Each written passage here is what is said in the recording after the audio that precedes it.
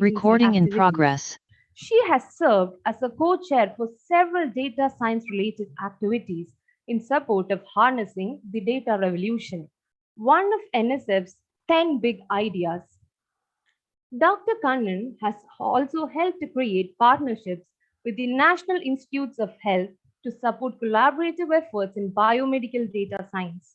She is a fellow of the American Association for the Advancement of Science, American Statistical Association, and an elected member of the International Statistical Institute. It is a great pleasure, Dr. Nandini Kannan, to have you as our speaker today. Welcome to this session. Center for Public Policy Research, CPPR, in collaboration with the U.S. Consulate General Chennai Public Affairs Section, is undertaking this project to study India-U.S. relations, change, continuity, and transformation with a special focus on 4 areas of cooperation: US-India trade relations, US-India science and technology cooperation, Indo-Pacific strategy, US and India as partners in global climate initiatives. To that effect, CPPR has conducted a series of webinars, and today we are at the fourth webinar on transformational technologies in US-India Science and Technology Cooperation, addressing the science and technology focus area. This topic is critical and transformative aspect for the US-India relationship, and this has the potential to significantly accelerate the strategic and economic achievements of both the nations. To deliver the opening remarks for this webinar, we have with us today Mr. Dustin Bickel, Economic Officer, US Consulate General. Since Mr. Dustin Bickel is traveling, we will be playing his pre-recorded message for you all.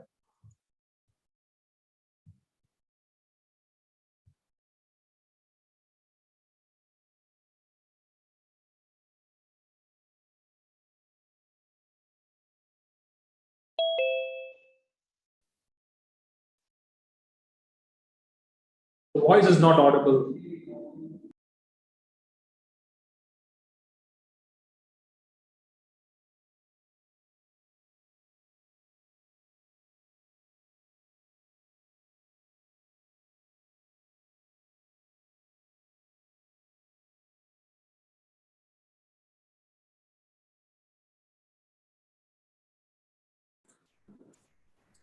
I think you'd have to adjust the share settings to make sure you can share audio as well. So, good afternoon, everyone. I would first like to welcome all of the science and technology researchers, business leaders and entrepreneurs, members of the various chambers of commerce, and all of the aspiring students who have joined us today. I would also like to thank our esteemed panelists, Mr. Jay Gullish of the US-India Business Council, who I know quite well as we've been working together to support the US-India space relationship. In addition, we have Ms. Nandini Kannan, Executive Director at the Indo-U.S. Science and Technology Forum. And of course, today's moderator, Ms. Varsha Radhakrishnan, a research fellow at the Center for Public Policy Research. I want to offer a special thanks to CPPR for arranging what I hope to be a productive discussion. It is my pleasure to open today's webinar, the fourth in a series, focused on the theme of transformational technologies and US-India science and technology cooperation. Now, science and technology are critical components of the US-India Comprehensive Global Strategic Partnership. Our government research institutions, US and Indian private sector partners, and colleges and universities all work together to foster science and technology cooperation. Through all of this cooperation, we are strengthening our societies, growing our economies, and quite frankly, making the world a better place. Partnerships such as ours are built on a foundation of trust, and trust is rooted in spending time together, working together, and solving problems together. As an example, the United States and India have a long-standing relationship on technology-driven solutions to address climate change challenges. The Fulbright Column Climate Fellowship is an exchange program to strengthen scientific capacity in addressing climate change-related issues. And last year, the US-India Science and Technology Endowment Fund launched an Ignition grant program, which will support joint proposals to combat the climate crisis through championing new clean energy solutions. In addition, the US Department of Energy, DOE, and its national laboratories are working on various initiatives under the Strategic Clean Energy Partnership, and the technical cooperation between India's Department of Atomic Energy and DOE continues to intensify. The United States Geological Survey and India's Ministry of Earth Sciences have a memorandum of understanding for the exchange of scientific resources, personnel, and technical knowledge in the areas of Earth observations and Earth sciences. At the heart of our space-related collaboration is the NASA-ISRO Synthetic Aperture Radar, or NISAR, which is a jointly developed Earth observation satellite project to measure Earth's changing ecosystems, dynamic surfaces, and ice masses, providing information about biomass, natural hazards, sea level rise, and groundwater, and will support a host of other applications. NISAR's data can help people worldwide better manage natural resources and hazards, as well as providing information for scientists to better understand the effects and pace of climate change. These are just some of the examples of our bilateral collaboration in the sphere of science and technology. It is vital that we work together to facilitate cross-fertilization among all of the available resources of our rich and dynamic societies, including private, institutional, and government partners to advance our collaboration.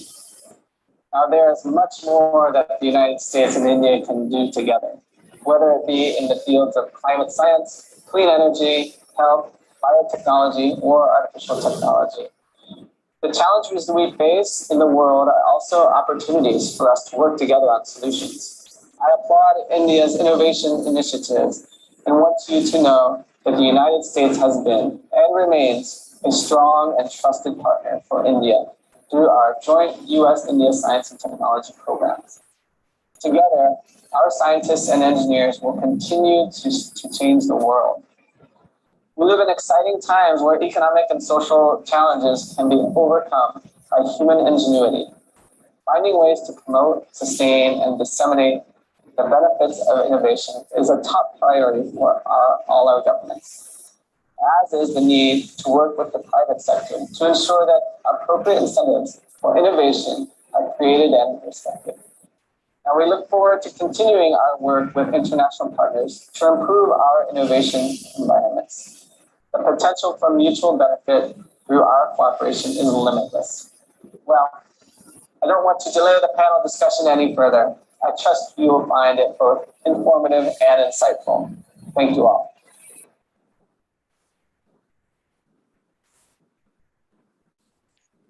Thank you. Sorry everyone for that slight technical glitch in the beginning. So now for today, the moderator is Ms. Varsha Radhakrishnan. Varsha currently leads analytics and growth initiatives for an e-commerce platform at IBM, where she leverages the power of choice architecture to drive positive user experience and growth in engagement, adoption, and retention. Prior to this, she was developing AI-informed solutions to address IBM's business challenges using predictive technologies, robotic process automation, and recommendation engines. Her academic focus areas are in economics and public policy. She is a research fellow with CPPR, handling technology policy and artificial intelligence. Welcome, Varsha, and over to you. Thank you, Rajashri. Welcome to the speakers, Jay and Nandini, and all the webinar attendees. As two powerful democracies, India and the US have over the past several years also developed a really valuable partnership in an area that has the potential to significantly accelerate the strategic and economic achievements of both nations, while also helping to address some of the shared challenges. So in this webinar, I hope that we can demystify that partnership a bit, and also understand how actors at various levels, government to government, scientific bodies, companies, startups, initiatives, various permutations and combinations of those actually come together and interact in this setting. So keep in mind that this is a bilateral cooperation in science and technology, and is therefore not without its challenges as policy, governance, and resources struggle to keep up with that pace of digital acceleration. So as this cooperation moves forward, there are ways to reinvigorate that partnership to take the benefit of science and tech innovation even further. So the discussion today will be framed on 4 topics. The first is understanding the India-US science and tech partnership. Second, partnership enablers, barriers, gaps. Third, emerging technologies and skills. And the fourth is tech diplomacy. And so our speakers today come with their own unique and varied expertise. Nandini is a leader in the world of scientists and academia, and Jay is an industry expert. So I believe that their combined perspectives might help to develop a more comprehensive understanding of this space. With this, I'd like to turn it over to them to share their opening remarks. So let's begin with you, Jay. If you could spend the next 2 to 3 minutes addressing the following. Science and tech intersects several sectors such as defense, clean energy, banking, which sectors have you been paying most attention to in the current Indo-U.S. Partnership context? You are on mute. Wonderful. First and foremost, I want to thank you for inviting me here. It's a real pleasure and honor to be part of these really critical and strategic conversations. As some of you have already mentioned, the United States and India are unique countries in their own right. They're both large democracies. They're in very different parts of the world, have very diverse societies, and they're technology powerhouses in their own right. There's another element as well, and the US-India relationship is really truly unique in the world. There's no two other countries, democracies or otherwise, that have a technology and a scientific sector that's so integrated. You could start with people, and I think the people-to-people movement is really critical. You could talk about technology, you can talk about organizations, you can talk about applications, products, or services, but at the end of the day, it's the people that count, whether they are the researchers, whether they are office workers, whether they are users of these ultimate science technology products and services. And so if you start there, the people-to-people relationship between the United States could not be stronger. It is a little bit lopsided, though, and we should recognize that. There's a huge number of Indian students studying in the United States and has been for a long time. Many of those folks have chosen to stay and have developed a strong diaspora that are leaders in key science and technology areas, in medicine and IT in particular, but certainly throughout all sectors. We're starting to see in media and entertainment, for example, Indian-Americans create their own cultural contexts and sharing that with the world, and that's valuable in its own right. And so when you look at the people-to-people movement, it's at scale, and it ultimately drives relationships, it drives investment flows, it drives a comfort level to operate, and it drives, a commonality in products and services at some point that, is this full science and technology ecosystem. On the American side, American companies have long been in India and really have recognized and utilized India's scale at technology capability. It's a unique relationship where if you look at something like semiconductors, about 20% of the world's semiconductor research is done in India, for example. Much of that, is done by American companies, and you could look at other areas of AI and IT, as well as medical devices and other industrial sectors. So that scale is really important. The other thing that I just want to mention up front is diversity. Both countries are very diverse. Not only are our governments decentralized somewhat, but we have cultural characteristics that differ from region to region. And India, obviously, is very diverse in terms of culture, language, and other sorts of things. And that diversity actually brings in a lot of, I think, value, different ideas, different ways of looking, but also ways to tap different types of markets. And when you combine the United States and India, two markets, two technology powerhouses, you add those together. And in fact, they're very much synergistic because they're different types of science and technologies and skills and other sorts of capabilities. And we're also two large markets, but also we approach how we purchase and utilize technology differently. And when all of this is combined, including the geography, and including some of the strategic rationales for us to working together in terms of democracy and looking around the world and how we want our combined future to look in the future, it's really, this conversation here and now could not be more important for our two countries because there's an opportunity here. We have a strong synergy, it's growing, but clearly around academia and basic and applied and commercializing science and other sorts of research is an area that we can do better. And so I want to thank you all for organizing this, and I'm really pleased to be part of this conversation and hope that we share a few nuggets of insight that some of us could take forward and further improve the US-India relationship. So thank you. Thank you so much, Jay, for your opening remarks. And Nandini, I'd like to ask you a similar question, maybe phrased a little differently. So from your experience, what have you seen are the most prominent ways in which the Indo-US partnership has served the scientific community that you're a part of? Thank you so much, Varsha, and thank you for the invitation. As Jay said, I'm delighted and honored to be here. So I bring a slightly different perspective. So, talking about, students from India going to the US, I happen to be one of those many thousands of students who made that trip many, many years ago. And now I've come back. So it's full circle in many ways. And I've benefited from having studied and worked in the US and seen how the ecosystem works here in the US. And then I think I've brought some of those insights back to India in this position I have right now as part of the Indo-US Science and Technology Forum. So one of the things that happens, with the large number of Indians, the diaspora in the US, many of us were in the science and engineering fields.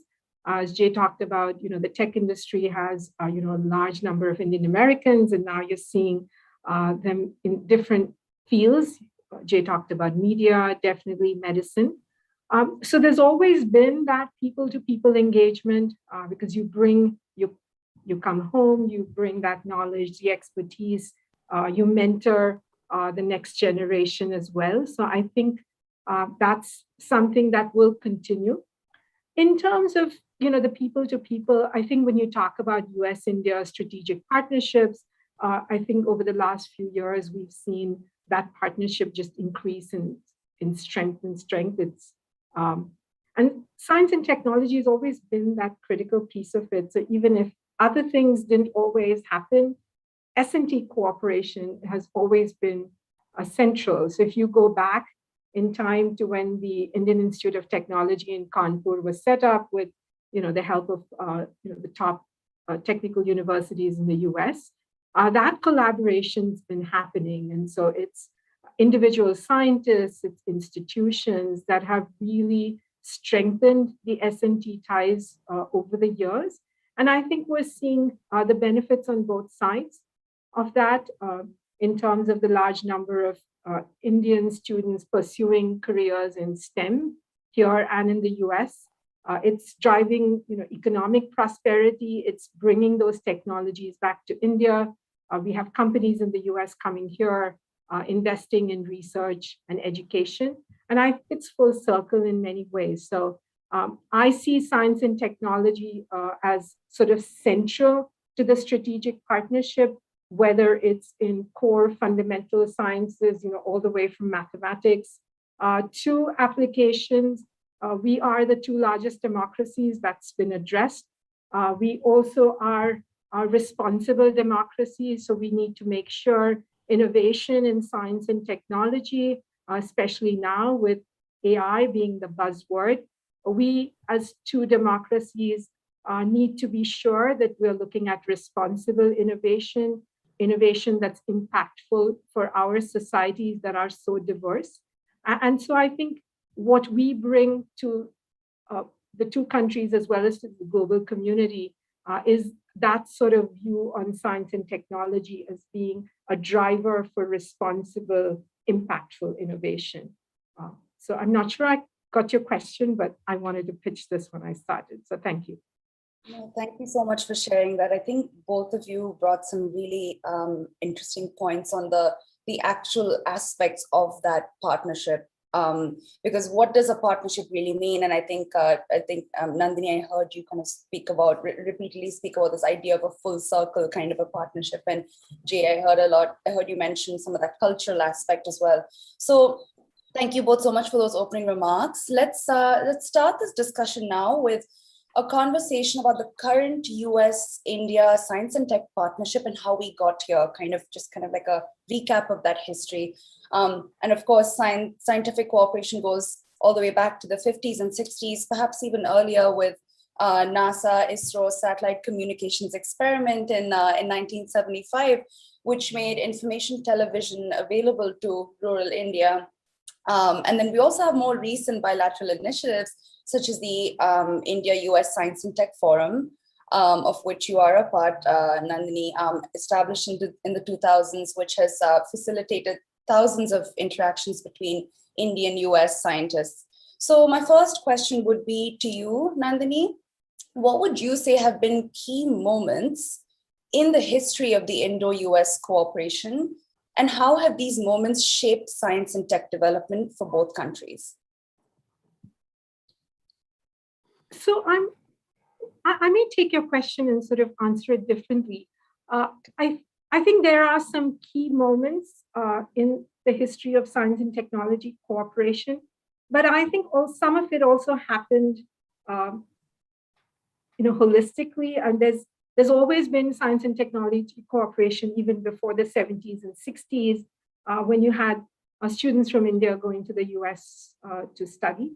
So I think that's happened organically. I think there have been, with IIT Kanpur starting off with the collaboration with US institutions, it brought some of the institutional level collaborations, it cemented those relationships. So I think that was one sort of pivotal point.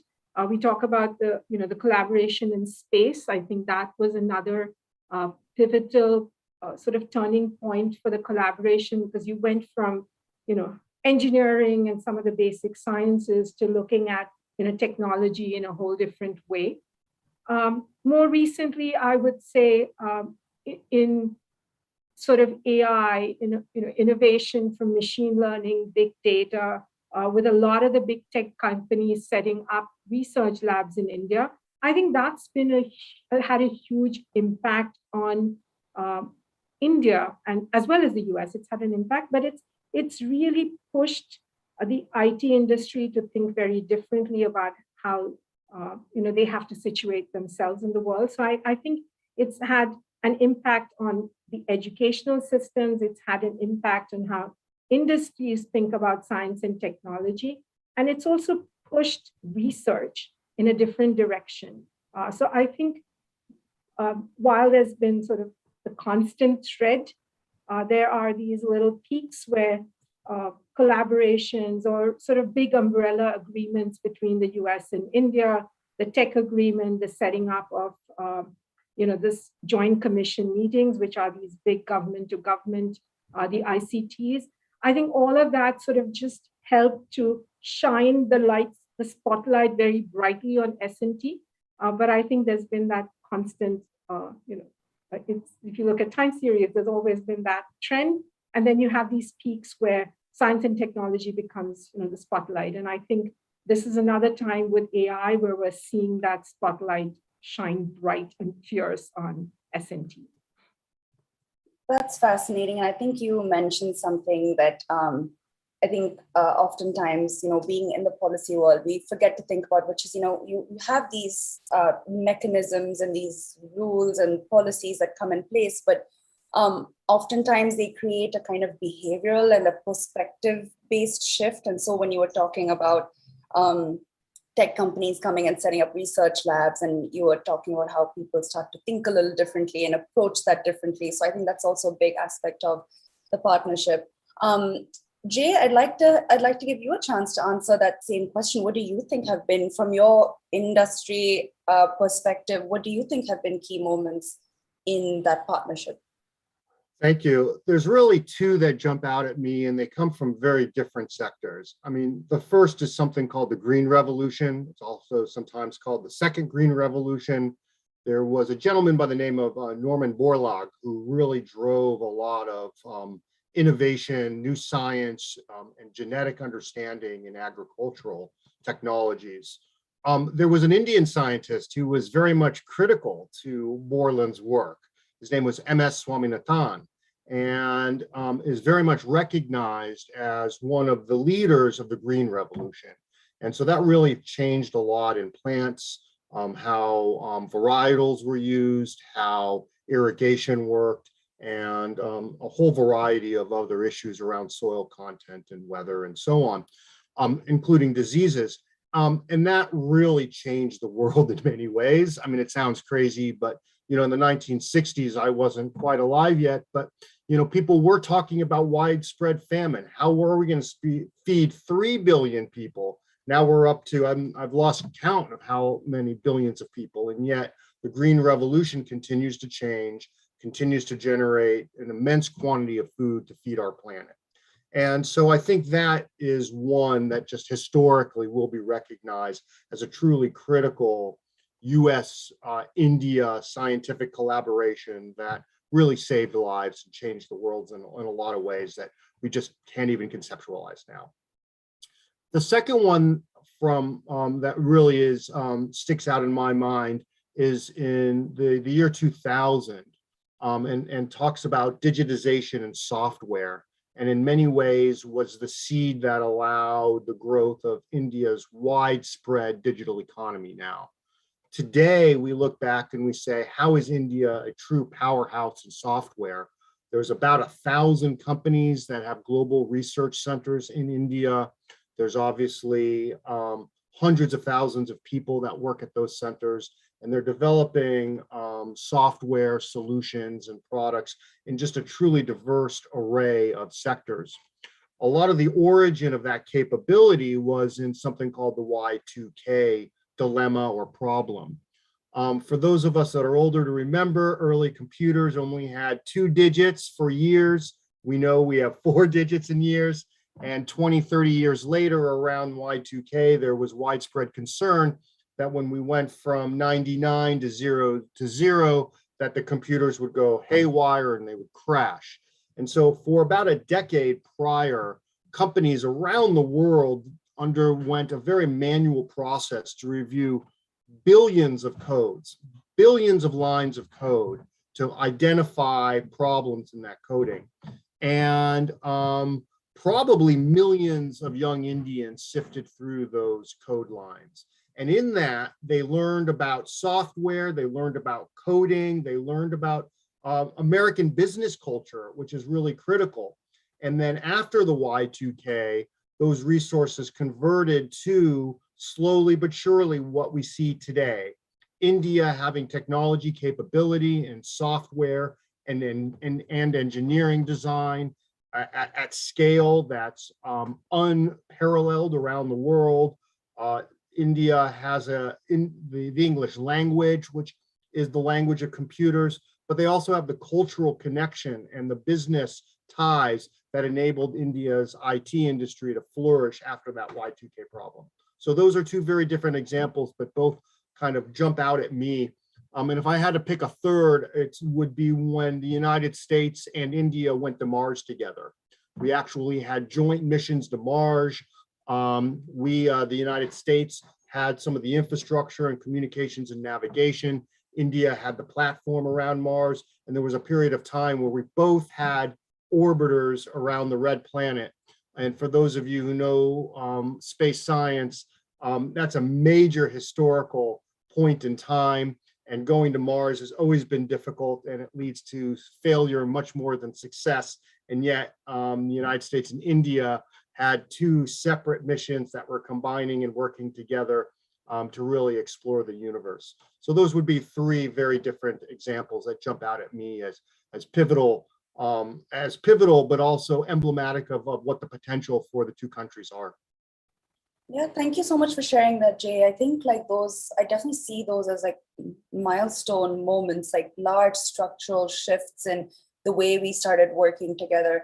And I know you've also had, you've also led the India ICT, US India ICT working group. So I'd love for you to maybe just as a follow-up question, share a little bit more about, the role of that in facilitating partnerships. As pivotal, but also emblematic of absolutely. At the top of the hour, we talked about the diversity of our science and technology and innovation. At the top of the hour, we talked about the diversity of I've talked about this publicly, so it's not a surprise The U.S. and India I've talked about this not only an opportunity, but there's actually almost an obligation to work together. Not only an opportunity, foundational. There's actually almost an obligation to work together to try to the digital economy and technology going forward. Dr. Kannan mentioned, the digital economy and technology responsibility forward. And I think we have Dr. Kannan really unique position as to democracy, responsibility, very different parts of the world, not only geographically, but socioeconomically, and very different. And that's why something like the U.S.-India ICT working group is so critical. And that's why I have called, and USIBC has shared publicly, the need to elevate the conversation. I have called, and USIBC working group has important as it is now, to elevate the conversation. Is not at the level and doesn't represent as the broadness as it is now of the relationship to be truly not effective. At the level and doesn't first and foremost, our governments at a bureaucratic level are not truly effective. India has first and foremost separate digital ministries, IT, telecom. India has and information and broadcasting. Digital ministry. The United States has zero telecom digital ministry and information and broadcasting. And so, unless you elevate the United States has conversation, zero we end up in stovepipes. And so, unless you elevate the United States conversation, we end up the technology policy is driven by a set of agencies that doesn't necessarily align with similar agencies by a set of in India. Agencies and so when you have the line Ministry of IT leading in India, when you have State Department line Ministry of IT leading, there's a misalignment India unless you can elevate the conversation. The United States, so we've been called. There's a misalignment elevation unless you can elevate the conversation. There are international models out there, whether it's the Trade and Technology Council that the United States has with out there, European Union, you have Quad Emerging Technologies. We need to get the conversation higher, and it needs to be broader technologies. We need to get the conversation, and I say that because it's a gap, it's also an opportunity. And it's something that's been raised publicly and privately with both governments, and I think that there's a recognition on both sides, publicly and private level, that higher level there's a recognition would be effective on both sides. Those conversations also include a commercial dialogue would be effective. So industry on both sides comes together and joins the government. Commercial dialogue. Thinking out loud, industry on both sides there may be an opportunity to include other sideline conversations. There may be around academia or science and technology other that could pull together around universities and research organizations on both sides in the same way that industry comes together represented through trade associations. In the same way that industry comes together. Wonderful. And I think actually some of the misalignment that you spoke about leads us very nicely into the second topic, which is about partnership enablers, barriers, and gaps. Very nicely into the second topic, which is about in any bilateral partnership, there are factors that enable or impede the outcomes of that. In any bilateral partnership, there are factors that we can think about resources, funding, investments, policies, perhaps even conflicting global interests. For instance, India's tech pool of tech talent moving to the US has, among other things, helped create some of the top AI startups in the US, and US tech executives continue investing billions in the India startups in the US. So while the US-India partnership has created some successful outcomes, it's of course not without its challenges. I mean, even thinking back to the 90s, conflicts over intellectual property rights almost brought science and tech collaboration over intellectual property rights almost. So with this, we kind of begin the second part of the discussion. And so the first question would be to you, Nandini, what would you say are some of the enablers? And what are also some of the barriers to collaboration? What would you say are some of the domains of entrepreneurship and what are also some of the barriers to collaboration in the domains of entrepreneurship and startup ecosystems? So we're switching gears here. So one of the things that the Indo-U.S. Science and Technology Forum does, we run the U.S.-India Science and Technology Endowment Fund. So it's actually a collaboration between the governments that funds startups, entrepreneurs, projects that are sort of rooted in science and technology, startups, and have to have a small business or an entrepreneurial entity on either side. And so one of the things within the framework of the endowment, we fund funded over 10 So one of years the of things grants. within We the give grant framework of aids the to endowment, projects that are, we fund funded have over a 10 years of prototype grants. and we help give them grant get to aids market. to There has projects to be that a are, synergy between the US and have a Indian side. prototype and we help them So one get of to the market. There barriers has that to be a often synergy between the teams US and sort Indian of talk side. about is the IP So one of the issue. barriers that And then often teams how do you sort of overcome talk that? about There, is the IP is issue. part of the science and technology agreement between the two how do you countries. overcome that? But it's often IP not is part of clear the how science that and applies technology to agreement small between the two businesses. countries. So I But think it's that's often always not a challenge. clear how that applies to Another small businesses. challenge So I that a think lot of that's teams always face is a just challenge. finding the right partner on the other Another side. challenge Academia is that a lot is of teams much face is more just organized. finding the and right partner it's on the because other side. academia you go to is conferences, much you more meet people, organized. The and institutions, it's because you go to everybody's online. conferences, They've got a people, website, so it's much institutions, easier to find everybody's collaborators online.